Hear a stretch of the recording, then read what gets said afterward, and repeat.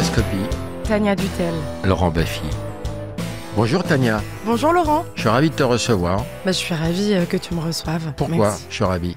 Alors ça, c'est à toi de me le dire. Parce que je suis très fan de toi. Oui, ok. Très fan de toi, tu me fais beaucoup rire, j'ai la dent dure. Hein. Tous les comiques ne me font pas beaucoup rire. J'ai la dent dure et je trouve que tu apportes quelque chose de très très nouveau et très contradictoire. Si je te dis que tu es trash, ça te va? C'est ce que tous les journalistes disent de moi, donc j'ai l'habitude, ouais. Ouais. Si je te dis que tu es le bigard féminin, ça te va? Oui, et on me l'a aussi dit.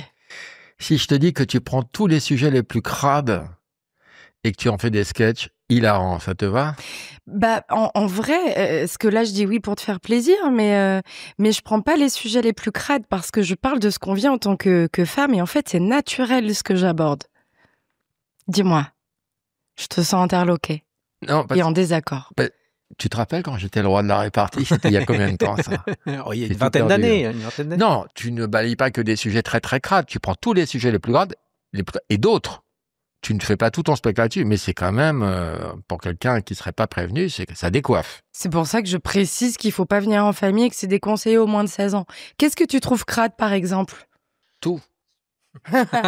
D'accord. Même physiquement, je suis pas fan. Ça, ok. Ça, je suis Alors, d'accord. on va commencer par le début. Tu es né un 5 juin. Oui. Comme Elisabeth Borne, Oh, waouh. Anne Romanoff, Chantal Latsou et Marion Maréchal. Parmi cette liste, quelle est la personne dont tu te sens la plus proche? Alors, attends, Elisabeth Borne, Anne Romanoff, peut-être Chantal Latsou, alors j'aurais envie de dire. Je n'ai même pas voulu répéter le dernier, non, vois-tu? Tu es né un 5 juin 1989 à Villefranche-sur-Saône. Que faisaient tes parents, le Bernard et la Brigitte? Eh bien, la Brigitte, elle venait de manger des saucisses aux lentilles. Et donc, le Bernard, j'imagine aussi, devait manger pareil. Et puis que 3 heures après, c'était départ à l'hôpital. Non, mais qu'est-ce qu'ils faisaient dans la Dans vie? la vie, j'avais compris, mais j'avais envie de détourner. Mon père travaillait chez France. Est-ce que tu kiffes ce succès de cette vanne-là qui nous a rendu morts de rire, Roman et moi? De ce beat que tu viens de faire. Ah. Mais moi, je n'ai aucun problème avec le bide. Tu sais, je joue souvent en comédie club, je teste souvent des trucs. Je prends encore des bides. Il y a des gens pour qui ça va être... Ils vont être contents de dire « tu bides souvent ». Oui, je bide souvent et c'est pas grave. Et c'est pour ça que je deviens meilleure. Donc moi, je prends un Bien bide sûr. devant vous. Il n'y a aucun problème. Bien sûr, c'est le boulot. Est-ce que je peux partir? Non, mais t'as raison, c'est le boulot. Ouais. Avant de trouver la bonne vanne, il faut tester. Ouais. Après, les saucisses aux lentilles, j'avoue que j'en avais jamais parlé sur scène, donc je savais que le sujet était pas fou non plus. Le boulot de tes parents. Si c'est Mon pas indiscret. père travaillait chez France Télécom. Il était agent de maîtrise là-bas. Et ma mère était mère au foyer. Ok, tu couperas les boulots des parents, ça n'a pas d'intérêt, Roman. Petite, t'étais comment? Enfant, pourquoi tu ris? Parce que tu viens de dire qu'il n'y avait pas d'intérêt dans la vie de mes parents. Aucun. Mais on s'en bat les couilles. Ton père, France Télécom, ta mère au foyer, ça apporte quoi? Rien. On coupe. Ok. Petite, tu voulais faire quoi? Le premier métier que j'ai voulu faire, c'était paléontologue. Ouais, j'adorais les dinosaures. Donc je voulais travailler. Et t'as lâché l'affaire à quel âge? Alors j'ai lâché l'affaire à 11 ans, où après j'ai voulu devenir médecin. D'abord pédiatre, et après j'ai dit je pourrais pas voir des enfants souffrir, et donc après j'ai voulu devenir légiste jusqu'en terminale. Mais c'était une blague de mon dernier spectacle, mais qui est vrai, c'est que Oui, je l'ai noté. Ouais, mais c'était vrai. Enfin, tout est vrai dans ce que je dis sur scène. Et à quel moment t'as découvert que faire rire les autres, ça te donnait un pouvoir et... Malheureusement, très tôt, c'est parce que j'étais un peu victime de harcèlement par rapport à mon poids. Et le fait d'être drôle, c'est un peu ce qui me sauvait. Donc, je faisais des blagues pour qu'on me trouve drôle et qu'on m'aime bien. T'as vraiment subi du harcèlement? Ah oui, à l'école, ouais. Ouais. Et aujourd'hui, quand tu lis dans la presse qu'une gamine de 10-12 ans s'est suicidé, c'est des choses que tu peux comprendre, ça? Ça me meurtrit à chaque fois. Je pense que les réseaux sociaux jouent un énorme rôle. Je suis choquée par le fait qu'on en entende parler depuis des années, qu'il ne se passe toujours rien, que les parents aujourd'hui sont terriblement inquiets que leurs enfants puissent se faire harceler, mais j'ai la sensation que les parents ne se disent pas peut-être que mon enfant est un harceleur. C'est vrai ? Je crois que j'ai jamais entendu sur toutes les vies, parce qu'on en parle beaucoup quand même de ces sujets-là. Je n'ai aucun souvenir. T'as raison. Tu soulèves une vraie question. Et puis dans l'esprit des gamins, les gamins ils sont très durs entre eux à l'école, entre se faire des vannes et tout. À quel moment ça bascule et tu peux passer dans le camp des harceleurs? Tu peux passer dans le camp des harceleurs quand toi-même tu veux plus te faire harceler et que donc tu veux être plutôt. Tu vas aboyer avec les autres. Oui. Tu démarres très tôt à 19 ans. Ouais. Ton premier spectacle, et t'as quand même du succès tout de suite. Non, pas à 19 ans, pas du tout. Ah non, ça marchait pas du tout. Non. Ouais. T'as quand même du succès très vite, t'as pas ramé 10-15 ans. J'ai commencé à en vivre au bout de 7 ans. C'est pas grand-chose pour des vaches maigres. Mais aujourd'hui, les gens vivent beaucoup plus rapidement puisque dans tous les comédie clubs, les gens sont payés au cachet, donc on peut devenir intermittent très vite. Quand moi j'ai commencé, c'était pas le cas. On était payé au chapeau et quand parfois on avait 3 € dans le chapeau, on était content. Donc on était obligé d'avoir un job alimentaire à côté. Et donc jeune, tu étais harcelé, tu t'es servi de l'humour comme d'un rempart de défense. Et à quel moment tu t'es dit, tiens, c'est peut-être une possibilité de boulot? Alors moi justement, j'ai toujours aimé jouer, donc je voulais faire ça aussi. Moi, j'avais une petite pression, c'est que comme j'étais très bonne à l'école, j'avais cette pression aussi de ma famille. Comme justement, depuis que j'étais petite, je voulais être dans les sciences. C'est comme si toute ma famille attendait de moi que je fasse un job dans les sciences, médecin, très bien payé. Et quand j'ai dit que je voulais devenir comédienne, on m'a très vite dit c'est pas un métier. Donc j'ai dit bon, il faut que tu restes sur ça, un peu par volonté de rendre fière ma famille. Mais je faisais du théâtre encore à côté pendant toute mon adolescence. Et c'est en arrivant à Paris que je suis allée voir un spectacle et que j'ai dit ok, je vais commencer à faire ça en même temps. C'est qui les gens qui t'ont donné un peu envie de faire ce boulot? Le premier spectacle que j'ai vu, moi j'étais une grande fan de Franck Dubosc quand j'étais adolescente. Ouais. Et j'étais allée le voir à la Bourse du Travail à Lyon. Et en arrivant à Paris, c'est Mustapha El Atrassi que je suis allée voir au théâtre Le Temple à l'époque. Et c'est en le voyant sur scène que j'ai dit ok, c'est ça que je veux faire et qu'après j'ai commencé. Tu te souviens de ton premier sketch? Oui, je m'en rappelle. Ça parlait de quoi? Oh là là, Alors avant, moi, je faisais de l'absurde. Et c'était... Je suis pas... On est obligé d'en parler? Tu parles de ce que tu veux. Alors, je t'explique, Tania. Oui, je parle de ce que je veux. Tu parles de ce que tu veux. Et deux, tu peux faire couper tout ce que tu veux. Après, il n'y a aucun piège dans cette émission. Oui, tu me l'as dit en plus. Écoute, je faisais de l'absurde. J'étais partie sur un délire, je sais pas pourquoi, depuis que je suis gamine. J'ai un truc avec Jeanne d'Arc, je pourrais pas l'expliquer, qui est devenu un symbole du Rassemblement national et ça me rend folle. Alors que moi, je vois une jeune fille combative en 1420 et quelques. Et je sais pas, j'avais un truc par rapport à elle et c'était un truc sur Jeanne d'Arc. Et tu disais quoi? C'était quoi la première vanne? Je disais que j'étais sa réincarnation. Voilà, aujourd'hui, je ne referai pas ça, mais je maintiens le fait que ça me rend folle qu'elle soit devenue un symbole du Rassemblement national. Voilà. Je n'ai rien d'autre à dire. Ça dénonce, hein? C'est engagé, ça dénonce. C'est pas engagé. Il y a une révolte en toi. Ouais. Ah, mais oui. Tu t'opposes, non, plein de choses, c'est bien. Tout à fait. Moi, j'ai encore en tête l'image de Jean-Marie Le Pen qui hurle « Jeanne au secours oui. ». Non. Laisse-la. En 2017, tu cartonnes sur YouTube avec ton sketch de l'esthéticienne. Ouais. Et c'est un petit peu ça qui te lance? Ouais. Qui te fait connaître? Ouais. Tu te souviens des punchlines de l'esthéticienne? Eh bien, c'était le truc... alors déjà, je le commençais... Tu parlais du CIF déjà à l'époque? Oui, je parlais du sillon interfessier. Et en fait, je le commençais... Je faisais une blague... Quelques blagues avant où je disais vous aussi ça vous arrive de péter en toussant parce que déjà c'est une blague drôle en soi et qu'il y a plein de gens qui pètent et qui toussent en même temps. Enfin, qui toussent et ça leur déclenche un paix. Je faisais d'autres blagues. Attends, parce que Roman est très pipi caca. Donc, il faut savoir que tu ne pourras pas dire paix ou prout. Mais bien sûr. Sans le faire rire. Sans le faire rire. Ok. Bon, donc ça t'arrive de péter en toussant. Mais on est évidemment. d'accord. Voilà, Ou l'inverse. absolument. Évidemment. Les deux. Et ça arrive à tout le monde. Donc ensuite, je faisais d'autres blagues et ensuite, je parlais d'un rendez-vous chez l'esthéticienne. Et comme avant, je faisais attention à tout ce que je disais. Je n'ai pas dit j'ai pété, j'ai dit j'ai toussé. Ce qui fait que tout le monde a compris. Et hop, pour lui dire que je lui avais pété au nez. Qui est également une histoire vraie. Tout est vrai dans ce que tu racontes, j'ai l'impression. Tout est vrai. On va détailler ça tout à l'heure. Malgré ton intelligence évidente, certaines personnes te traitent de décérébré. Oui. Débréséré. Décébréré. Décébréré, ouais. T'as toujours été décébréré? Toujours. Ouais. Non, c'est une personne qui a dit que j'étais décébrérée sur une... Pourquoi vous vous regardez comme ça? Parce que c'est bête, mais ça me fait rire, c'est mécanique. Décébréré me fait rire. Non, mais c'est quelqu'un qui... C'est quand les gens veulent dire un mot compliqué et qui Oui. prennent les pieds dans le tapis, c'est drôle. Non, mais c'est surtout que c'était sur une chronique où le sujet, c'était les HPI et où je parlais des parents qui disent tous que leurs enfants sont HPI et une dame essaye de me démontrer qu'elle est plus intelligente que moi en me disant que je suis décébrérée. Je dis, mais c'est quand même tout un monde. On a un point commun tous les deux, Tania. Lequel est-ce? Tu es né le 5 juin? Non. Cherche. On a les yeux marrons. C'est pas sur le physique? Si. C'est sur le physique. Si, en dessous des yeux, il y a quoi? Ah oui! Mais j'allais t'en parler, t'as fait une blépharoplastie. Ah, moi je dis j'ai retiré les poches sous les yeux. Oui, bah je c'est connais ça, pas c'est le une mot. blépharoplastie. Ouais. Et alors c'est marrant parce qu'on avait les mêmes arguments.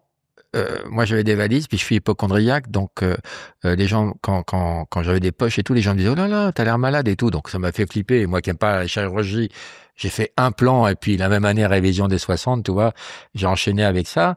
Mais si on m'avait pas dit ça, t'as l'air malade, je crois que je l'aurais pas fait. Ouais, Et moi toi non c'est plus. pareil. Ouais. Moi, en fait, c'est surtout que je ne m'étais jamais rendu compte que j'avais des poches sous les yeux. C'est les gens qui me l'ont fait remarquer. Et depuis t'as les yeux creusés. Et depuis, j'ai les yeux un peu creusés, ouais. C'est pas grave. Au moins, on me demande plus si je suis malade ou fatiguée tout le temps. Ouais, là. Toi t'as eu une séquelle, toi. Le mec il a... Moi, il m'a brûlé en dessous des 2 yeux, donc j'ai eu des cloques énormes. Ça s'est effacé de ce côté, mais là, j'ai une tache blanche, ouais. Ouais. Moi aussi j'ai une tache blanche. Il s'appelle Roman.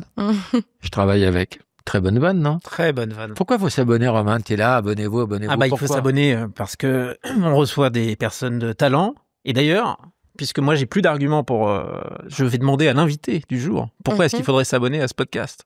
Parce que je pense que déjà, les invités sont de marque. On invite des gens qu'on aime.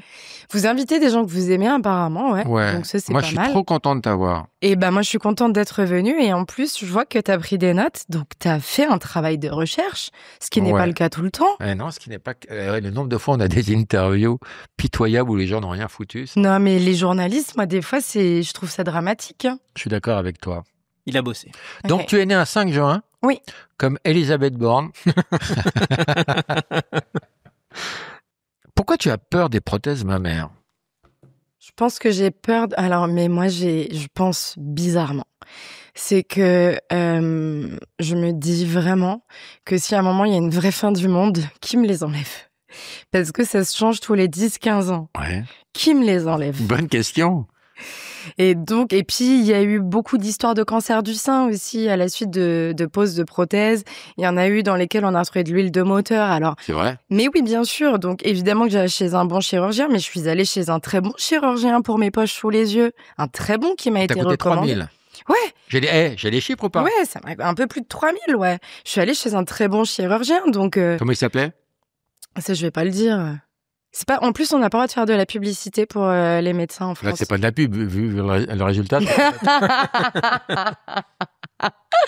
Là, ça dénonce. Mais donc non, j'ai pas envie de me faire poser.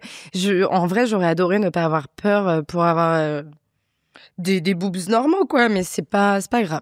Quand tu te retiens de péter, pour qui le fais-tu? Alors là, j'ai pris tes 2 Ouais. spectacles Ouais. et j'ai pris des punchlines. Ok.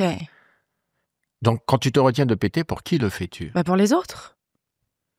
Évidemment que quand on est en société, on va pas péter. Et après, il y a des gens qui ici, oui, mais avec ses amis peut-être. Mais vraiment, si tu sais que tu vas avoir un pet fort, tu vas péter dans un endroit où il y a pas de bruit, par exemple. Au Moi, ça me fait restaurant, rire, tu moi. péterais. Moi, ça me fait rire. Ouais, mais il y a quand même. Si des je gens pouvais autour péter, que là, tu je le connais ferais, pas. tu vois, par exemple. Ah ouais? Oui. Là, j'en ai pas envie. Ce serait pas très cool pour nous, parce que nous, on n'a pas tellement envie que tu pètes. C'est un peu une agression chimique, pardon. Hein. Un peu. Mais je compense ça. Moi, je trouve que l'endroit dans lequel c'est toléré de péter, c'est dans le métro, parce que ça sent déjà tellement mauvais et il y a tellement de bruit que ça s'entendra pas et ça va pas se sentir. Si une fille veut savoir si c'est une salope, qu'est-ce qu'elle doit faire? Don du sang. Le don du sang, ça m'a traumatisé, ça. Raconte. Eh bien, non, mais c'est alors que en plus, c'est ce que j'explique, c'est que j'ai pas eu tant de rapports, mais on te pose 1000 questions et je sais plus exactement ce que je disais, mais dans les questions, avez-vous eu plusieurs partenaires sexuels ces derniers mois? Bon, bah oui, il y en avait eu plusieurs, et même s'il y a préservatif, eh ben ils prennent pas ton sang. Il y en avait que 2. Hein. Il y en avait que 2. Mais la fille peut penser 73 à partir de Oui, plusieurs. c'est ça, c'est ce que je disais, c'est à partir de 2, c'est plusieurs déjà, ouais. Mais et donc ouais, j'avais pas pu donner mon sang et elle m'avait dit non mais vous inquiétez pas, vous pourrez dire que vous aviez une tension trop basse et moi je dis non alors. Il n'y a pas que cette question-là, il y en a d'autres qui sont intrusives et qui peuvent faire en sorte que les gens te jugent hein, sur le questionnaire du don du sang. Sur l'homosexualité notamment. Bien sûr, mais c'est surtout que moi je comprends pas puisque de toute façon le sang il est testé après. Toi, t'es hypocondriaque? Bah, j'ai un peu peur des maladies, ouais. Ouais. Et t'as refusé de te soumettre au boucaquet de peur de choper une conjonctivite? Non, mais de base, moi, si on me propose ça, je dis ça va pas bien. Non, mais attends. J'ai pas envie qu'on m'éjacule sur le visage comme ça. Du coup... Non, mais c'était comme ça que c'était censé se terminer? Non, du coup, Roman, on annule. On annule l'interview. Parce que tu parles du boucaquet dans ton spectacle. Oui, tout à fait, ouais. Je sais plus comment j'arrive dessus. On déplacerait pas les risques de conjonctivite comme premier argument contre le boucaquet. Toi, c'est ton idée, toi. Bah, je pense ça, ouais. Ouais. Et d'ailleurs, en parlant de boucaquet, il y a un technicien d'une salle qui a su, grâce à moi, ce que c'était, parce que ses collègues lui ont fait croire que c'était un kakémono. C'est quoi un kakémono? Et bah, tu sais, les affiches que tu peux déplier, là? Je connais pas. C'est des trucs dans un truc en métal, donc un rouleau replié comme un... Ben, c'est pas un rouleau le truc en métal, mais donc c'est sous forme de rouleau, mais t'as un cadre, une boîte en métal, et hop, tu déroules et c'est un kakémono. Et quand il y a des kakémonos, ses collègues lui disaient que c'était des boucaquets. Sur scène, tu parles librement. Ça te laisse de marbre. En fait, ça m'a pas intéressé. Le rouleau japonais, je m'en bats les couilles, en fait. Ok. J'ai essayé, hein, je me suis accroché, j'ai essayé de visualiser, puis j'ai décroché. Sur scène, tu parles librement de ta bisexualité. Est-ce que tu penses que ça peut libérer des filles qui osent pas en parler à leurs proches, ou est-ce que tu penses que ça peut aider les gens que de parler librement de choses perso? En fait, j'utilise pas le terme bisexuel. Je dis pas que je suis bisexuelle, je dis que j'ai été en couple avec une femme, et les gens me posent beaucoup de questions par rapport à ça. Parce qu'il faut qu'on soit vraiment catégorisé. Je sais pas si ça aide des femmes à se libérer. Moi, j'ai la sensation que sur la sexualité, c'est plus les hommes qui sont touchés que les femmes. J'ai l'impression que c'est plus facile pour une femme de dire qu'elle est en couple avec une femme que pour un homme de dire qu'il est en couple avec un homme par rapport au regard de la société. J'ai encore parlé avec... quelqu'un que je connais l'année dernière qui me faisait des blagues homophobes et j'ai dit alors je t'arrête tout de suite, j'ai été en couple avec une femme pendant 1 an et demi, il m'a dit oui mais les femmes ça va. Et il y a encore mais il y a encore ce regard dans la société où les femmes ça va parce qu'il y a quelque chose de sensuel. Je pense que c'est les hommes. C'est un fantasme masculin de femmes ensemble. Ah oui, ouais. Oui. D'ailleurs je m'étais fait agresser à la sortie d'un RER. Je l'attendais pendant qu'elle faisait des courses et je me suis fait encercler par tout un groupe d'hommes qui ont essayé de m'embrasser de force. Je me suis pris une main au cul.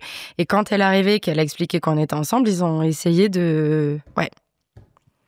T'as porté plainte? Non. Pourquoi? Mais parce que si je porte plainte, qui va me croire? On savait pas qui c'était. Elle est devenue folle, elle y est retournée le lendemain, elle voulait les retrouver, elle les a pas retrouvés. On sait pas qui c'est. Ça veut dire quoi, squirter? Squirter, ça veut dire c'est quoi? l'éjaculation féminine, enfin, Laurent. C'est quand tu as... Les femmes fontaines? Tout à fait. Quand tu as du liquide qui sort par la nénette. C'est de l'urine? Alors, dans ce que j'ai regardé, il y a de l'urée dedans. Donc, il y a de l'urine, mais c'est pas de l'urine. Moi, j'ai lu que c'était de l'urine un peu filtrée. Ouais, je pense. Et en fait, parce que j'ai lu quelque part que toutes les femmes sont censées être fontaines et qu'il y en a justement, ça rentre à l'intérieur. Je me dis, c'est peut-être pour ça qu'après les orgasmes, on a beaucoup plus envie de faire pipi. Parce que c'est une supposition, ce n'est pas scientifique ce que je dis, que peut-être du coup, ça re-rentre dans la vessie et hop, on veut faire pipi après. Est-ce qu'on peut faire l'amour à une femme fontaine pendant une coupure d'eau? Alors, j'ai le nez qui me gratte, tu peux faire ça, je suis pas sûre Si elle est que potable. ça va te laver. Alors, est-ce qu'elle est potable? Ça, c'est à vérifier, mais je crois pas. Ton grand conseil sur scène, justement, c'est faites pipi après l'amour pour éviter les infections Tout à urinaires. fait. Ah oui. Parce que moi, j'avais ma première infection urinaire, c'est que je savais pas qu'il fallait faire pipi après. Tu savais, toi, Roman? C'est plus pour les femmes ou pour les hommes? Non, pour les mecs. Non, aussi. c'est- Pour les mecs aussi? Ouais. Il y a beaucoup moins de risques d'infection urinaire chez l'homme.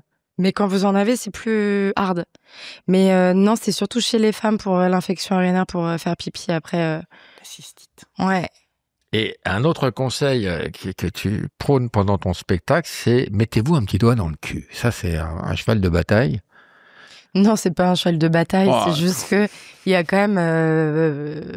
Moi, les hommes que je connais et qui pratiquent ça m'ont tous dit que leur orgasme était plus fort. Donc, je dis, peut-être qu'il faut tous qu'ils essayent. Hein. Parce que la plupart des hommes se plaignent en disant oui, mais nous, nos orgasmes, ils sont pas aussi forts que les vôtres. Essayez de vous prendre un doigt dans le cul, on en reparlera. Quand tu te masturbes, Oui. tu mets un plaid. Ouais. Et je trouve ça magnifique, cette idée. C'est terrible, hein. C'est Roman. Est-ce que c'est pas incroyable que j'allais parler des fantômes et qu'à ce moment-là, Si. je viens La- de voir que c'était la machine à café La qui s'était réponse lancée. est oui. La réponse est oui. C'est incroyable. Et d'ailleurs, je propose qu'on coupe pas ces passages au montage, Roman. Non, mais attends. C'est-à-dire que tu entends la chose? Oui, Je vais dire que c'est à cause des fantômes et en même temps, la machine à café se lance toute seule. Toute seule, sans aucune raison. Ce qu'il faut savoir, c'est qu'on ne connaît pas grand-chose sur la vie des fantômes, qui Oui. est assez longue, mais c'est que les fantômes adorent jouer avec les machines à café. Non mais, Avec tout ce qui est en tout cas technologique. Et là, c'est une machine à café technologique. donc, alors, explique-nous, tu te masturbes, tu mets un plaid. Ouais, parce que je veux pas être visible. Mais t'es sérieux, tu le fais vraiment? Bah oui. Mais explique-nous. Eh ben, j'ai pas envie que des fantômes puissent me voir, donc je mets un plaid sur moi quand je me masturbe. Alors attention, j'ai conscience que pendant les rapports sexuels, il y a pas, mais je me dis que comme il y a quelqu'un d'autre, ils vont partir plus facilement aussi. Mais je te l'ai dit, je suis bizarre dans mes façons de penser. Mais oui, je mets un petit plaid. Comme l'histoire de la salle de bain où j'ai vraiment la sensation que c'est bête, hein, j'ai vraiment la sensation que le fantôme respecte cette histoire de porte de salle de bain. Oui, respecte les toilettes. Ouais. Les fantômes disent, moi, quand j'étais vivant, je faisais pipi, je faisais caca, donc je vais pas aller jeter un œil là.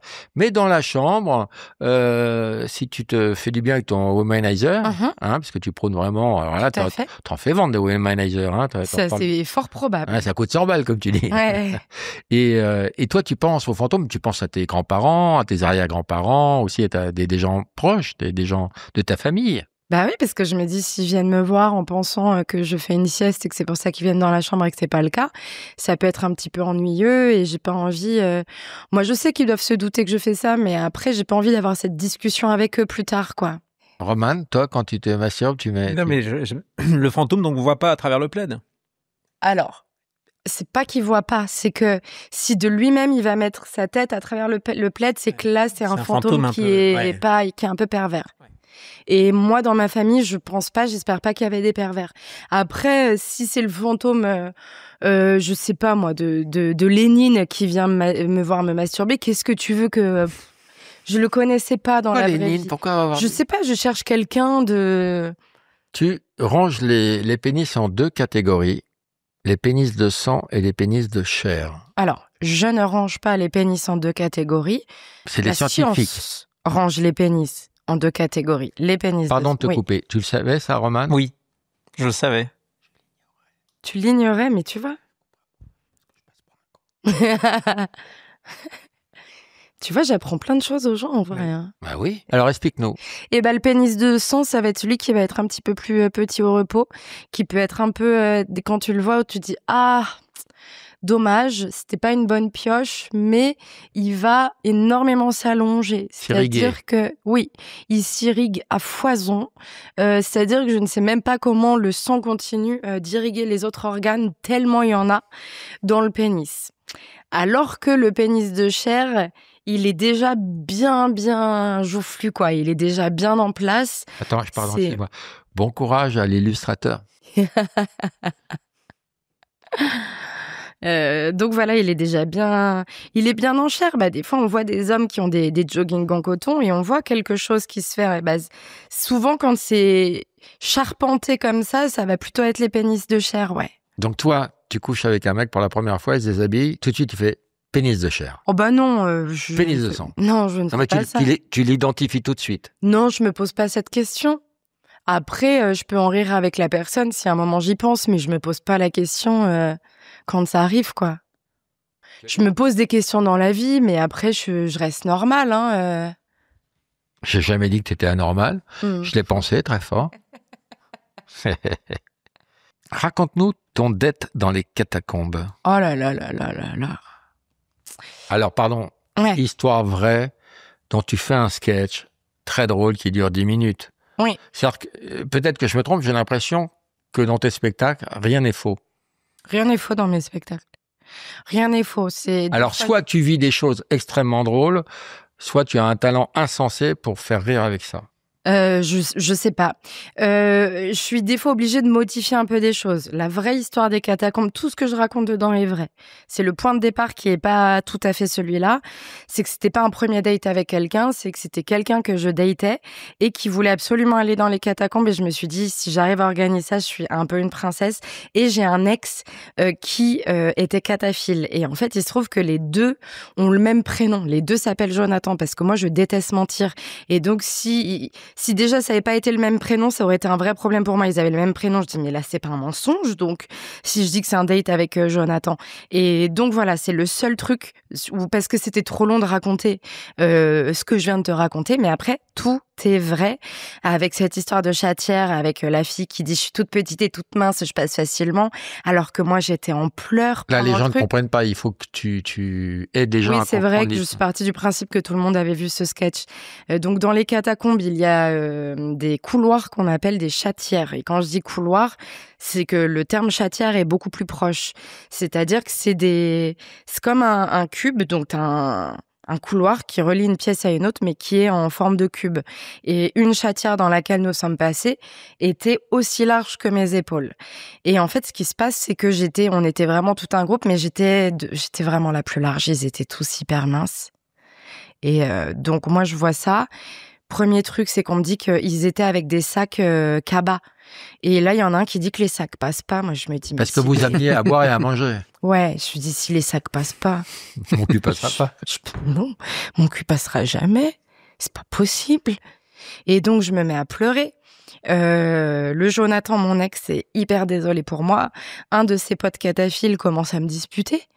Et je dois lui expliquer que j'ai 30 ans et que je pleure et que par conséquent, c'est pas un caprice, c'est que je suis vraiment terrifiée. Moi, je voyais vraiment mes jambes dépasser et mes fesses coincées, quoi. Et ne plus jamais en sortir. Je n'attendais qu'une seule chose, avec les crânes, les ossements, les... Alors, dans les catacombes interdites, il y a pas beaucoup, il y a très très très très peu d'ossements et de crânes. C'est vraiment les anciens couloirs qui reliaient tous les bâtiments parisiens. Donc, les crânes et les ossements ont été mis dans d'autres parties des catacombes. Celles qu'on peut payer pour aller visiter.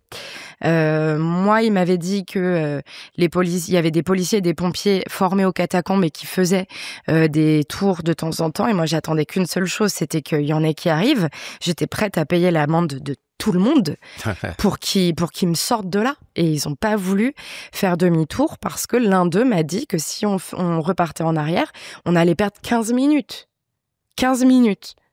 Et donc, ils n'ont pas voulu qu'on reparte en arrière. Mais l'idée première, c'est quoi? On fait une soirée dans les catacombes, pourquoi? Pour se faire peur, pour... Bah, c'était le gars que je voyais qui voulait absolument les visiter. Donc, je dis, moi, j'y suis allée aussi en me disant, à tout moment, ça peut me faire un sketch. Mais moi, je m'attendais pas à ça. Parce que j'avais demandé à mon ex, j'ai dit, est-ce qu'il y a des moments où c'est un peu étroit, où faut se baisser? Et j'ai dit, si c'est le cas, moi, je ne viens pas. Je le laisse partir avec vous, mais je viens pas. Et il m'a dit, honnêtement, faudra se baisser un tout petit peu, mais toi, je pense que tu vas tenir debout parce que Jonathan, pour le coup, est plus grand que moi. Il me dit, mais honnêtement, non, ça devrait aller. Et donc, j'y suis allée en me disant, tout va être OK. Et juste, ça va être des grands couloirs. Et on arrive devant cette chatière. Et là, je suis en pleurs. Et Jonathan me dit, je suis désolée, on n'est jamais passé par là. Je savais pas que cet endroit existait. Et donc, voilà. Ouais. Et ça m'a rendu claustro. Ça m'a rendu claustro de faire ça. Je suis tombée sur un épisode d'une série Walking Dead où à un moment, il passe dans une chatière comme ça, avec des zombies qui arrivent derrière. Et j'ai le cœur qui s'est accéléré et j'avais l'impression de revivre ce que je vivais. Peur des zombies? Non, j'ai pas peur des zombies. Mais si tu te masturbes, est-ce que tu peux te mettre un plaid devant un zombie? Alors, s'il y a un zombie qui est là, je vais pas me masturber devant lui. Je pense que je vais plutôt trouver un couteau pour aller lui planter dans le crâne. Tu s'en fous, ça lui fait rien du tout, il est mort. Les zombies, ils sont pas sensibles à la douleur ou... Bah oui, mais au moins, en le mettant dans le crâne, il est censé remourir. Tu crois? Ah bah, dans Ça toutes les remeurt, séries et ça les remeurt, les films. zombies? Ah bah oui. Tu n'as pas regardé Walking Dead? Non. Alors, il y en a, faut leur trancher la tête, et d'autres, juste un coup dans le cerveau, ça va. Tu vois, si tu le tues, après, faut le tuer, balle dans le cerveau. Et là, il se réveille pas. C'est avec le virus, en fait. C'est quand même fou de penser que le clitoris a été découvert après l'Amérique. Ouais. Quelles sont tes sources? Internet. Explique. C'est un médecin qui l'a découvert en 1579. Bon, je sais plus. Attends, c'est 16e Christophe siècle. Colomb qui a découvert le clitoris? Non, l'Amérique. Justement, je dis que l'Amérique a été découverte avant, le clitoris. Ouais. Donc, c'est un médecin qui l'a découvert, mais il savait pas encore exactement à quoi ça servait. Et justement, dans les manuels scolaires, il était pas représenté. Je crois qu'il a commencé à être représenté à partir de 2017. Et c'est fin 20e, début 21e qu'ils ont commencé à découvrir à quoi ça servait, vraiment. Je crois qu'il n'y avait pas encore le schéma avec tous les nerfs parce que mais le clitoris, ce qu'on voit, c'est la partie oui, mais en vrai, il fait une dizaine de centimètres. Explique-nous le principe des ciseaux. Comment ça fonctionne? Eh bien...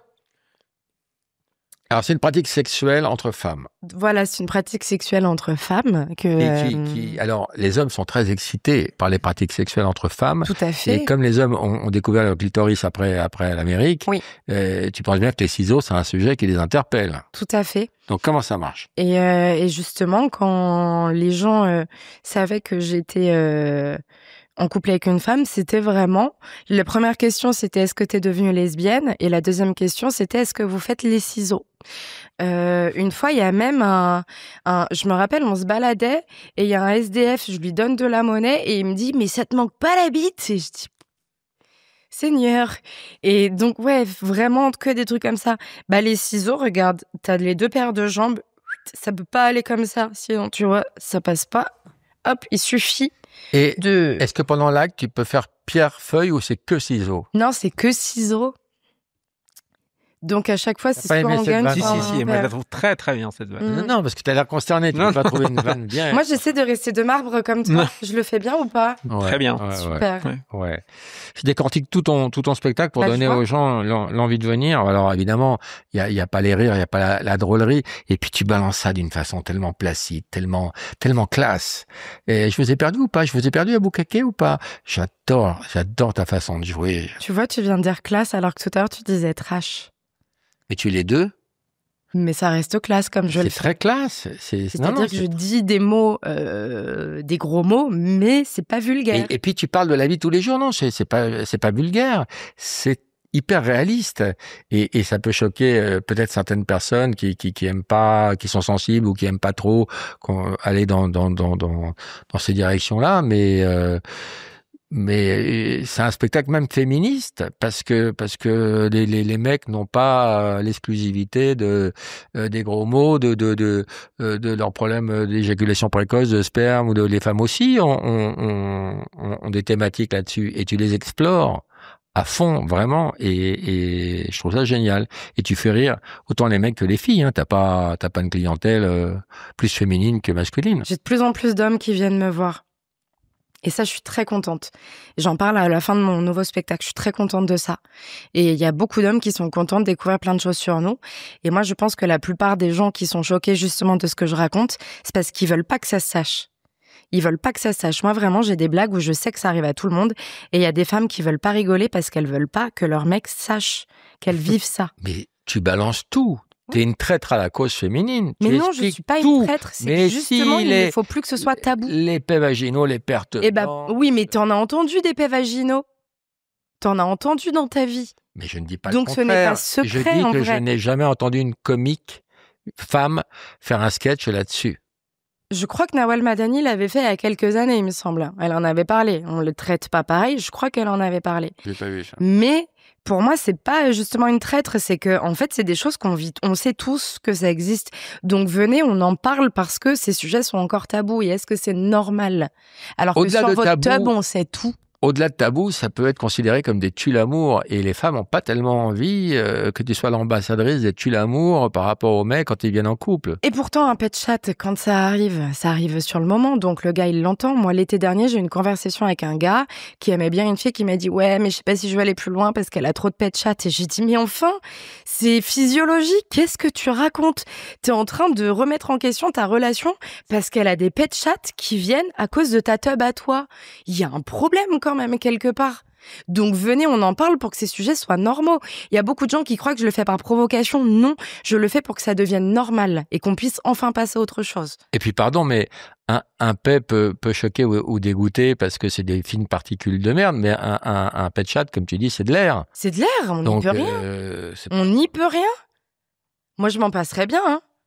Non, je crois pas. Vu les droits d'auteur que ça te rapporte, je crois pas. Ouais, tu disais que Clochard, il t'a dit, ça te manque pas une bite, il t'a dit? Oui, il y a un homme qui m'a demandé ça, ouais. Mais après, toi, tu dis, bah si, parce que quand même, je suis resté 1 an et demi sans pénis dans ma bouche. C'est ça que je dis dans mon dernier spectacle. Pardon. C'est ça que j'ai dit dans mon dernier spectacle. J'ai dit, je suis 1 an et demi sans pénis. Je me rappelle pas avoir dit ça. Il t'a dit, je suis resté 1 an et demi sans pénis dans ma bouche. C'est long. Et après, tu parles de tes réflexes nauséeux pendant la fellation. Mmh. Alors, ça m'est arrivé une fois, qu'on s'entende. Une fois un sketch. Rien de se faire. Tout se transforme. Hein. Lavoisier. Hein. Ouais, oh là là, j'ai pas aimé ce moment. Effectivement, réflexe et hop, petit vomito, mais bon réflexe. Non, bah, explique-nous bien alors. Oui, mais après, moi, je veux pas dire tous les mots. Lors d'une fellation, il se trouve que on était face à un pénis de chair d'ailleurs, et c'est allé un petit peu loin. Et je pense que c'est lié au fait que j'ai eu des troubles alimentaires pendant longtemps et que j'ai été boulimique. Donc forcément, mes réflexes de vomissement arrivent beaucoup plus rapidement que chez une personne lambda, dirons-nous. Et donc, j'ai fait un petit vomito sur le pénis de la personne en face de moi. Mais j'ai eu un super réflexe, c'est que j'ai tout de suite serré les lèvres pour pas que ça dépasse. Et j'ai rappelé. Voilà. J'ai plus de questions. Mais ça t'est peut-être arrivé, tu le sais pas, parce que lui, je crois qu'il s'en est pas rendu compte. Hein. Donc peut-être ça t'est arrivé. Parce que, alors, si tu savais, justement, hein, quand je demande si ça arrivait à des personnes dans la salle, personne n'applaudissait. Si tu savais le nombre de messages que je recevais après sur les réseaux pour me dire qu'il y a plein de femmes et d'hommes à qui c'est arrivé. Mais ils le disent pas en public. Toi, si ça t'était arrivé, t'en aurais parlé, Roman, toi? Je suis en train de réfléchir. Non, je pense pas que ça me soit arrivé. Mais belle intervention. Ma question était bien, ta réponse était bien. Ça n'a pas cassé le rythme et c'est un plus pour l'émission. Il faut qu'on continue. Il faut qu'on se relancer l'un l'autre. Non, mais parce que c'est génial en fait. Elle indique. C'est la dynamique de l'émission, c'est nous. Hein. C'est pas l'invité. Faut pas... T'as un petit pénis? J'ai un petit pénis de chair, micro pénis de chair, tu vois. Donc c'est très. Il baise avec une loupe. Voilà. Ah oula. Oupsie. Ça arrive. Bah ouais. On n'est pas là pour te juger. Non. Non. Tu parles aussi beaucoup des pertes blanches. Alors ça, c'est pas un thème que beaucoup de femmes abordent dans leur spectacle. Je crois qu'elle est la seule à parler des pertes blanches. Je crois que je suis la seule, mais après, je connais pas le travail de toutes les femmes humoristes en France. Mais je crois que je suis la seule, ouais. Pareil, parce que ça a été un complexe pendant des années. Et de nouveau, c'est également parce que c'est un sujet tabou et que les gens se rendent pas compte. J'ai reçu aussi des témoignages de femmes, notamment une qui me disait que elle est mariée, ça fait des années qu'elle est avec son mari, tous les soirs, quand elle retire sa culotte, elle la rince et elle la met directement dans le tambour de la machine pour pas que lui sache qu'elle a ça dans le fond de sa culotte. Donc de nouveau, j'en reviens au même sujet tabou et c'est pour ça que j'en parle. C'est pas par provocation, c'est pour qu'on arrête tout ça en fait, qu'on arrête tout ça. Tu te rends compte la charge mentale tous les soirs de devoir retirer ta culotte là. Non, je veux pas vivre comme ça. Parce que ça fait aussi partie des tue-l'amour que les femmes ont envie de cacher à leur mari. Mais pourquoi c'est un tue-l'amour de voir des pertes blanches dans la culotte? Est-ce que toi, ta goutte de pipi, tu crois que ça dégoûte pas dans ton vieux slip là? Est-ce que tu crois que ça dégoûte pas? Attends, je fabrique l'image. Si, madame. Bah voilà. Ma Exactement. goutte de pipi, elle dégoûte. Eh bah oui. C'est ça, mais je m'en étais pas rendu compte. bah tu t'en es pas rendu compte et nous on le fait pas exprès, c'est notre corps qui fait ça, on va pas aller le cacher. Pardon, mais quand je fais pipi, je m'essuie un peu le zizi avec du PQ. Oui. Pour pas avoir... Tu tamponnes. Oui. Oui. Mais après il y a une autre goutte qui arrive. Ah bon? Bah certainement. Pourquoi on me dit pas, moi mon kiki me dit rien? Bah je sais pas. Est-ce que tu déplies bien ce petit pli là pour tamponner au milieu? Oui, le maire urinaire. Bah écoute. Et je mets 4 cotons-tiges dedans. Bah faut les laisser tout le temps. Ah, faut les laisser tout le temps. Un petit peu comme une boule caisse, tu vois. Les boules caisses de la bite. Ouais. Tu pourrais ouvrir un cabinet. Hein. Tu serais très crédible avec ton sérieux. Et tu parles aussi, alors là, vraiment, il y a tous les sujets. Tu parles aussi de tes accidents de protège-slip. Tout. Ouais, bah oui, mais parce que vu la réaction des femmes. Et t'as reçu beaucoup de témoignages. Non! Là, j'allais dire, vu la réaction des femmes à ce moment-là dans le public, ça veut dire que ça leur arrive également. Et donc, de nouveau, en fait, c'est ça parce qu'il y a plein de gens qui disent, oui, mais ta vie, on s'en fout. Je suis totalement d'accord. Mais en fait, quand je raconte ma vie, je raconte pas ma vie, je raconte la vie de toutes les femmes qui vont pas se reconnaître partout, évidemment, mais qui vont se reconnaître sur au moins une anecdote. Ce que je raconte, ça arrive à la plupart des femmes. Et oui, bon, bah, des fois, tu bouges, le protège-slip, il se retourne et il se colle à tes fesses. Bon, bah, c'était pas voulu de base. Et hop, un sketch. Et un sketch. Ouais. C'est fou, hein? Ouais.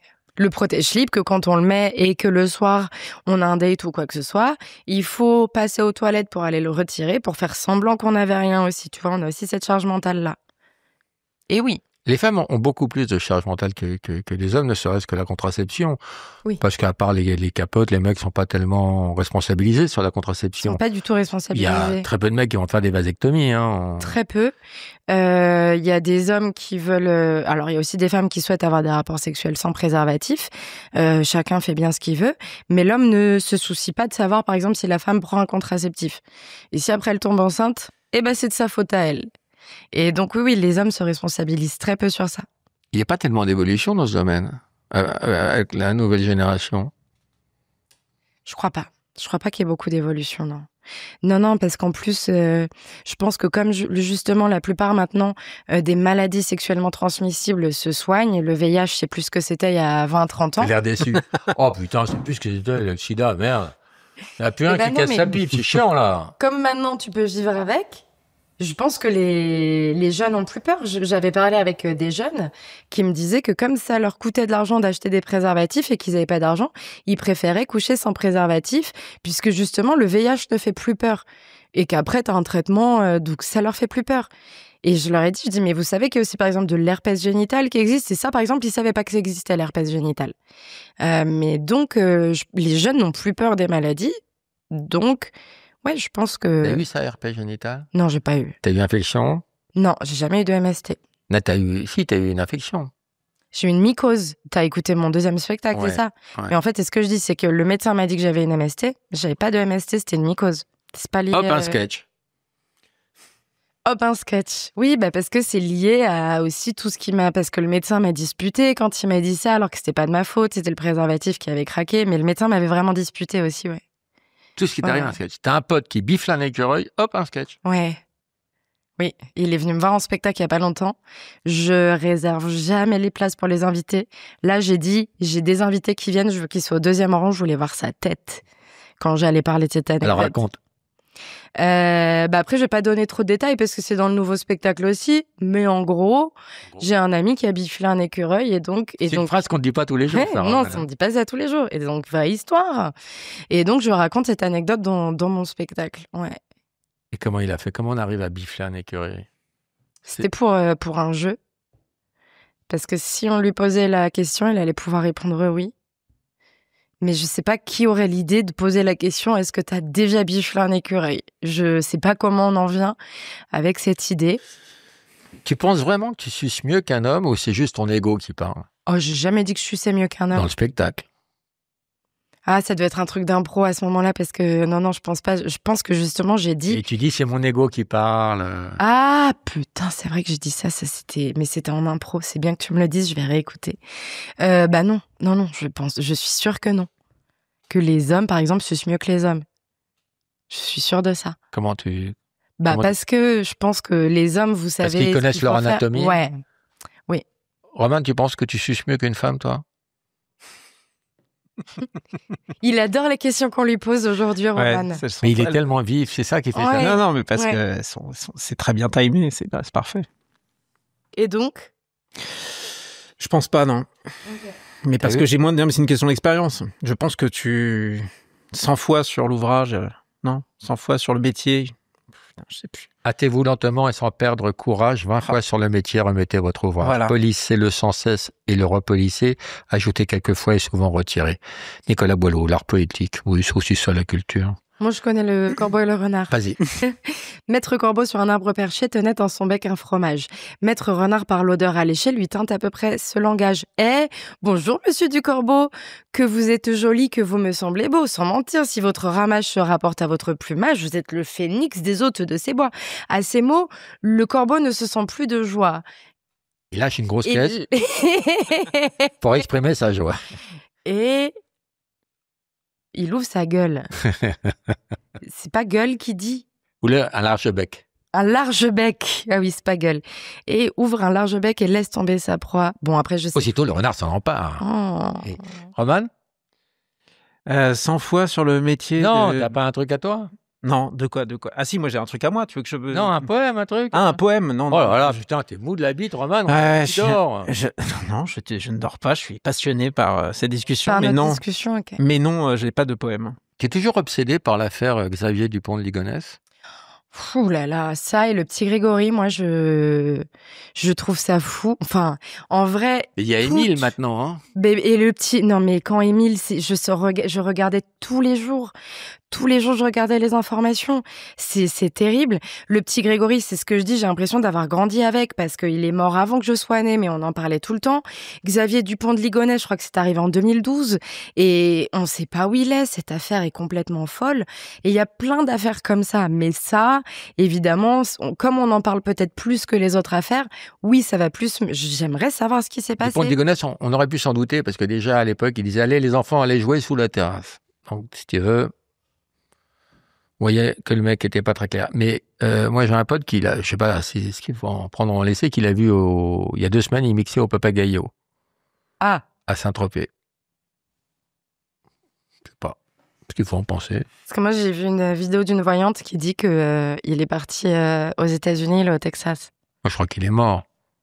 Mais alors, t'imagines s'il est mort et qu'on retrouve jamais son corps et on...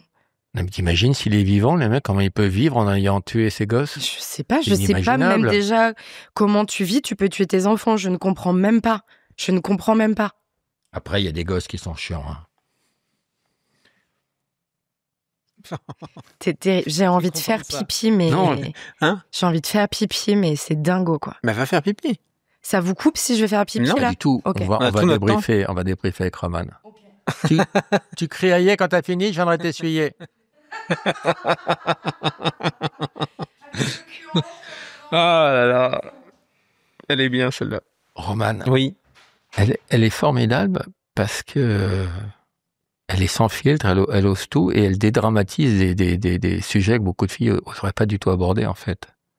Et elle le fait avec classe. Oui, le trash peut être élégant. Elle prouve ça. On peut être élégant dans un truc très très trash. Et au final, ce qu'on pensait trash, ça ne l'est plus. Non, parce que c'est du quotidien dédramatisé. Exactement. Et qui parle beaucoup aux femmes, qui apprend des trucs aux mecs. Et son spectacle devrait être conseillé à tout le monde, remboursé par la sécurité sociale. Elle cartonne, hein. Je sais, non, mais tout est plein tout le temps. Mais elle a du succès. Mais c'est vrai que ça libère d'en parler. C'est bien ce qu'elle fait. Par contre, elle fait pipi longtemps. Elle prend son temps. Ce qui est bien dans cette émission, c'est quand tu interviens comme ça, parce que c'est vraiment un plus pour moi. Mais j'apporte énormément. Tu te rends pas compte. Non, moi je pense que tu incites les gens à s'abonner en fait. Alors, il faut vous abonner. C'est une idée géniale. Mais moi, je ne suis qu'un... Pourquoi il faut s'abonner ? Une publicité vivante. Parce que plus il y aura de gens, plus on pourra créer des nouveaux programmes. On pourra me remplacer par des gens talentueux, par exemple. Ou une intelligence artificielle. Exactement. Donc abonnez-vous. Allez, viens près du micro, Tania. Ah là là. Il y aura une coupure caca dans 10 minutes. Ah, ok. Ah bah oui, ok. Donc, on en était à Xavier Dupont de Ligonnès. On a fait le tour. C'est quoi cette histoire d'évier cassé ? Comment ça s'est passé ? Parce que j'ai vu ça sur CNews, chaîne Info. Là, raconte-nous ça. C'était quand j'étais ado. J'ai voulu laver un bol et au moment de l'essuyer, il m'a glissé d'entre les mains. J'ai voulu le rattraper en donnant un coup de hanche et ça a pété l'évier. Encore un sketch ? Ouais. Non, mais c'est pas un sketch pour parler de ça. C'est pour parler du fait... Là, c'est sur le mensonge, sur le fait que j'ai menti à mes parents en disant que c'était pas moi et que ça m'a suivi pendant 13 ans jusqu'au jour où je leur ai dit. Tu ne sais plus mentir maintenant. Ah non, mais je savais pas mentir à l'époque. Moi, le mensonge, moi déjà, j'ai su que ça existait de façon tardive. Et aujourd'hui encore, je suis une personne extrêmement naïve. Je crois les gens. Sauf quand, au bout d'un moment, leurs versions sont plus jamais les mêmes. Je me dis, bon, là, il y a quelque chose quand même qui se passe. Je pense que c'est quelqu'un qui ment. Mais je suis une personne naïve avec tout ça. Le mensonge, vraiment, moi, ça m'est arrivé de mentir, mais quand je mens, ça me fait une boule de plâtre dans l'estomac. Et on voit quand tu mens, les gens le voient. Tu te fais gauler tout de suite ? Mais moi, je me fais gauler. On m'a encore posé une question la semaine dernière où il fallait pas que je dise pour protéger quelqu'un. Et j'ai dû dire, là, je ne peux pas. Donc, je ne sais pas pourquoi tu m'as posé cette question. Et donc, j'ai dû le dire. Moi, à chaque fois, je dis, je compte sur une seule chose, c'est qu'on ne me pose pas de questions. Je ne sais pas mentir. Sauf où il faut vraiment... J'ai menti pour quelqu'un en septembre 2023, mais pour la protéger pour un truc grave et important. Ça, je peux mentir, mais c'est un mini mensonge. Hein. Mais ça, je peux mentir pour protéger quelqu'un. Mais sinon, non, parce que pourquoi faire ? De toute façon, la vérité, elle se sait toujours. Elle se sait toujours, ça sert à rien de mentir.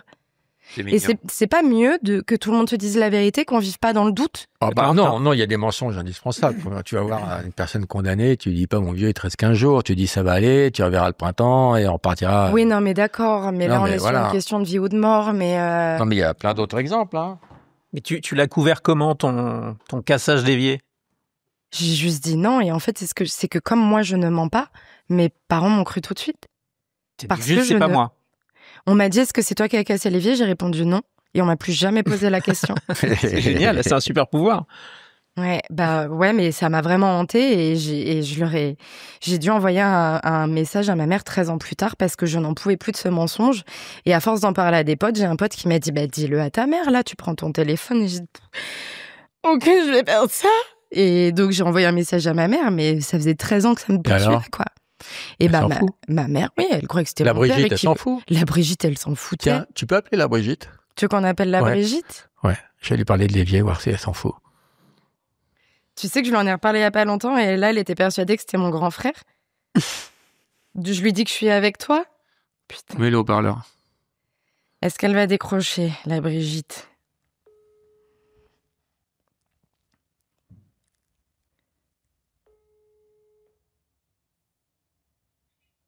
Oui, allô ? Ouais, maman.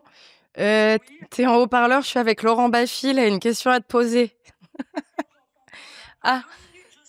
Ah, elle sort. Mais elle a pas entendu ce que j'ai dit. Tu l'appelles maman par association d'idées ? Oui. Pratique.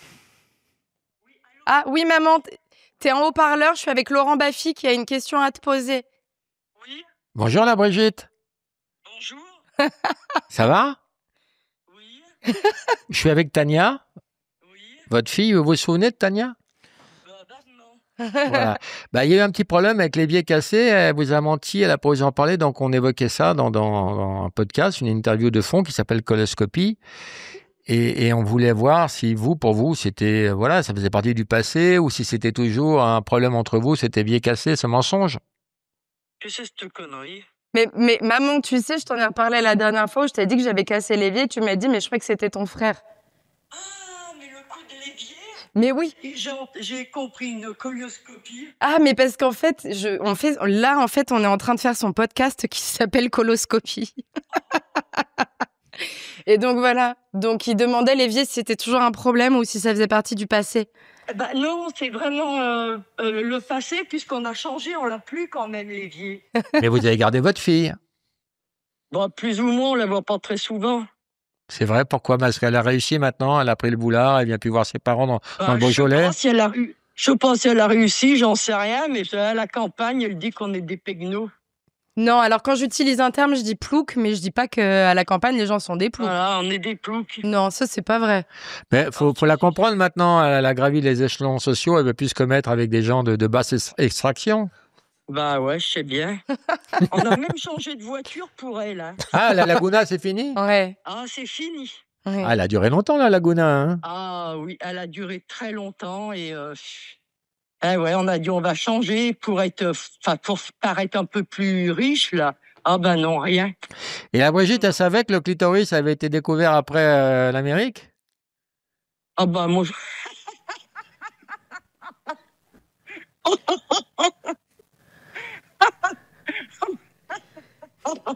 C'est quoi ces conneries? C'est un sketch de Tania. Bon, j'en sais rien, ce qu'elle raconte. Hein.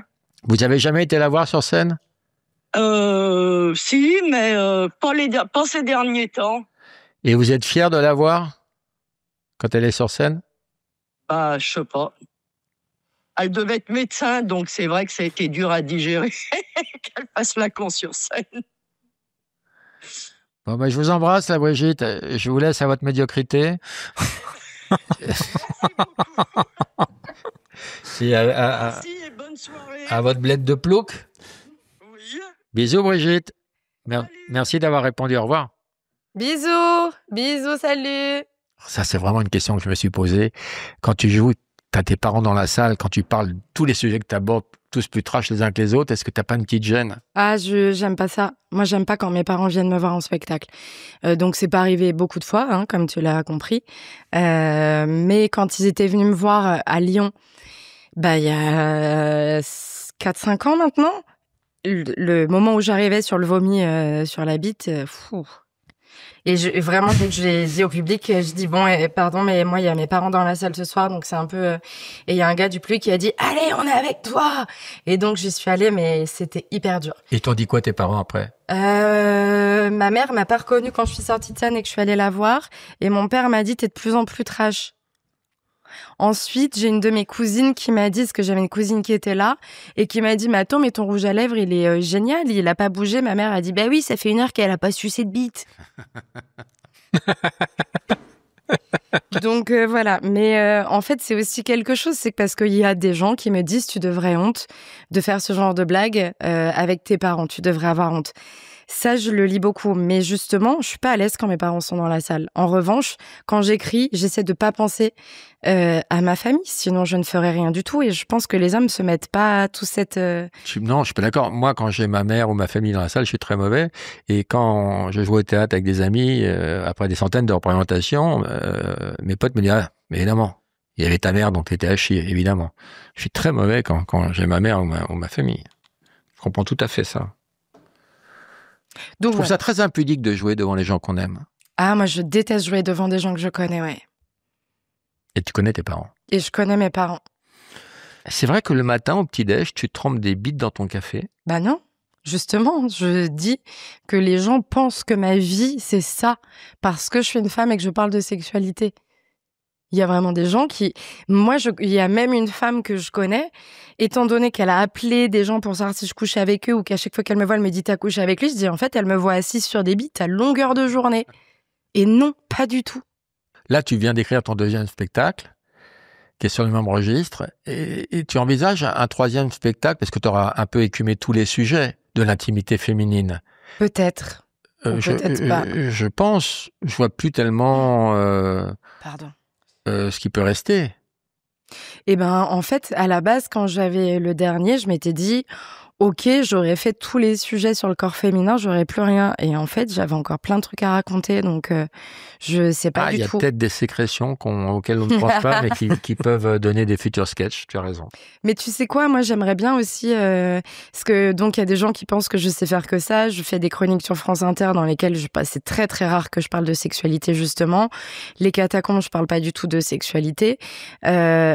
Donc j'ai montré que je savais écrire d'autres choses, mais quand je joue, ce qui marche le mieux, c'est toujours lié à ça. Et ça fait aussi partie des trucs où je me dis, ah, ça me met dans une sorte de dualité de j'ai envie de sortir de ces sujets, mais quand je parle de ces sujets-là, c'est ça qui fonctionne le mieux. Et puis tu te prends des murs de rire et ça, c'est une drogue dure. Ouais, quand même. Ouais.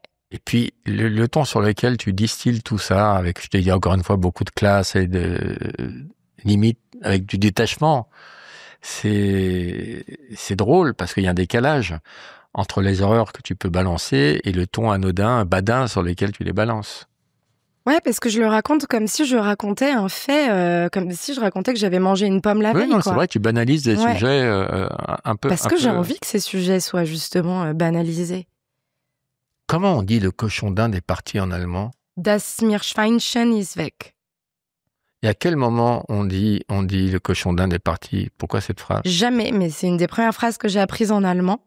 Et donc je m'en rappelle très bien. Et d'ailleurs, j'étais avec mon petit frère à midi qui a fait aussi de l'allemand et je crois qu'on a eu les mêmes cahiers. Comment on dit mon meilleur ami a biflé un écureuil en allemand?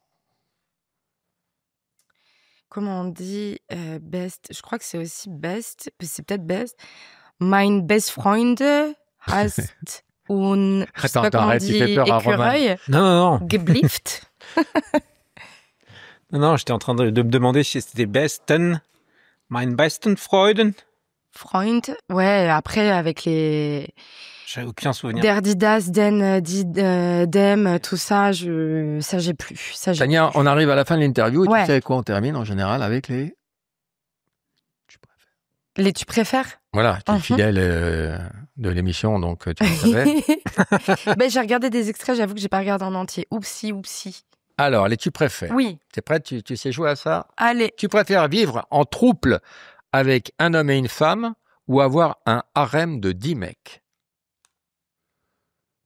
Oh là là. Et les 10 mecs, je les vois souvent? Ben oui, c'est ton harem. Chez toi, le matin, tu trempes leur bite dans le café. Oh Seigneur, mais c'est quelque chose. L'un ou l'autre. Si c'est ton harem, t'en fais ce que tu veux. Il faut que tu choisisses. Ah oui, j'en fais ce que je veux. Ça veut dire qu'il y en a un qui peut faire le ménage, l'autre qui peut faire des travaux. Bah alors un harem. C'est un harem. Ouais, ils font ce qu'ils veulent. En trouble avec un homme et une femme, ça te branche pas? Ah non, moi je pourrais pas vivre en trouble. Tu préfères parler de tes flatulences vaginales avec ton père ou de tes pertes blanches avec ta mère? Ben, je préférais parler de mes pertes blanches avec ma mère. Ouais. Ben oui. C'est logique. Tu préfères te faire faire chaque jour un frottis ou le sif? Oh là là. Bah, je préférais le sif. Le frottis, ça fait mal quand même. Ah bon? Ouais. Et le sif, ça fait pas mal? Honnêtement, alors dans l'épilation, non, c'est à se demander si la peau est pas plus dure, je sais pas pourquoi, mais l'épilation du cif, ça fait pas mal. Ça dure combien de temps? Moi, ça me fait pas mal. Le sif, ça dure 5 minutes. Ah bon? Pourquoi on le fait pas, nous? Et surtout, si tu le fais tous les jours, le premier jour, à la limite, ça fait mal. Le deuxième jour, il n'y a plus rien. Il y a plus de pouces de poils. Hein. Tu es en train de dire que tu préfères tomber à l'eau, en fait. Il tombe à l'eau. Total. Tu préfères être au centre d'un bokake ou d'un glory hole? C'est quoi un glory hole? Des bites qui sortent des trous. Et qu'est-ce qui se passe avec ce glory hole? Elles font quoi, les bites? Bah, t'as des bites de chair, t'as des bites de sang, Ouais. et tu fais ce que tu veux Je fais ce avec. que je veux, donc je peux juste les regarder. Oui, en général, c'est pas le but, hein. De l'autre côté de la paroi, ils vont être déçus. Parce qu'ils attendent, hein. Et ils sont très décidés. Hein. Et boucaquer, je peux fermer les yeux, donc allez, le boucaquer. T'as pas peur de la conjonctivite? Bah, j'aurai les yeux vraiment fermés. Ouais. Ah, quand je dis que je renvoie pas, je suis pas la personne que les gens pensent, je suis pas la personne que les gens pensent. Tu préfères vomir à chaque fois que tu te fais une fellation ou péter à chaque fois que tu te fais sodomiser? Question de Roman. Alors, mais moi, la sodomie, j'ai pas les épaules pour ça. C'est pas les épaules qu'il faut. Alors, je préfère vomir à chaque fois que je fais une... Et t'en parles de la sodomie, encore un sketch? Eh bah oui, mais je dis que justement, je n'ai pas les épaules pour ça. Je peux pas. Ça passe pas. Non. Mais attends, c'est pas la chatière, là. Bah honnêtement, je crois que tout se contracte. Hein. Je te jure ça. Non. Ah non, non, non. Comme si on insistait. Non, non, je vous ai dit non, c'est non, les mecs. Mon anus, c'est mon anus. Et c'est non. Tu préfères te retenir de péter ou de roter? Je préfère me retenir de roter, parce que péter, ça fait mal hein, quand tu te retiens. Bah, roter aussi. Pas moins. Ça fait moins mal, parce que quand tu te retiens de péter, tu sens que les bulles, elles remontent. C'est pas agréable. Hein. Est-ce qu'il y a des sujets que tu aurais aimé aborder avec nous? Alors, je sais pas s'il y a des sujets que j'aurais aimé aborder avec vous. C'est juste que là, j'ai l'impression qu'on a abordé que des sujets de cul et je me dis, est-ce donc C'est la raison pour uniquement laquelle je ça te tends cette perche. que je renvoie? Non, tu as raison. Tes chroniques sur France Inter, tu parles pas de ça. Mais sur tes deux spectacles, honnêtement, oui. Oui, je parle beaucoup de sexualité, c'est vrai. Donc, justement, profites-en. Est-ce qu'il y a des choses dont tu aimerais parler qui ne soient pas des choses sexuelles ou sur les pertes blanches ou sur le sillon interfessier ou sur les rôles épais, la sodomie, les vomis pendant les fellations? Donc, de traits de ma personnalité, par exemple, voilà, je veux dire aux gens que je suis une passionnée du rangement. Voilà, ma grande passion dans la vie, c'est le rangement. Et effectivement, bah, ça plaît moins d'entendre parler de rangement. Ça se traduit comment? C'est proche du TOC? J'ai des tocs aussi. Tu peux dire lesquels? Alors, alors c'est un enfer, puisque je pense que je vais écrire quelque chose sur ça. Parce qu'avant, quand je pars en tournée, par exemple, et donc je pars plusieurs jours, je prévois 10-15 minutes avant de partir de chez moi pour tout revérifier chez moi, alors que j'habite pas dans un grand appartement. Donc, je vais poser mes mains sur les plaques en regardant que c'est bien sur 0. Je coupe l'eau. Mais je passe ma main sous tous les robinets. Ensuite, je compte jusqu'à 5 en appuyant sur le mitigeur pour être sûr qu'il soit bien fermé. Donc, une fois que j'ai tout fait, que j'ai éteint toutes les prises, je sors, je me dis, OK, je suis en train de fermer ma porte parce que je le fais en pleine conscience. Je ferme, je dis, super, je range mes clés, je pars et après, je dis, est-ce que j'ai fermé les fenêtres? Et donc, alors que j'ai vérifié les fenêtres, mais donc je rentre chez moi et je refais un tour global de l'appartement en regardant tout, et je regarde les choses en me disant, la fenêtre est fermée. La fenêtre est fermée. La prise est éteinte. Tu le verbalises. Oui, je le verbalise pour le faire en pleine conscience. Ouais. 10 fois? Ça peut être... mon pire toc, c'est sur les réveils. Donc maintenant, quand tu mets un réveil, il s'affiche sur ton écran de veille.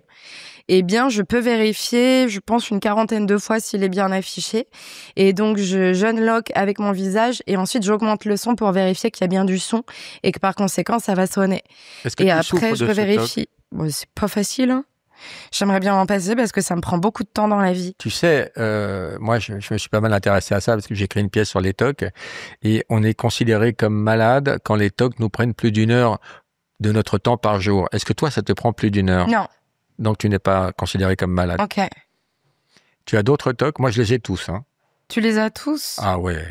Moi, j'en ai parlé avec des potes qui en ont et moi, mes TOC sont moins pires. Hein. Moi, c'est principalement... En fait, ce que j'en ai parlé à mon petit, donc de ce que j'ai compris, c'est parce que j'ai un besoin de contrôle et qu'en laissant l'eau ou...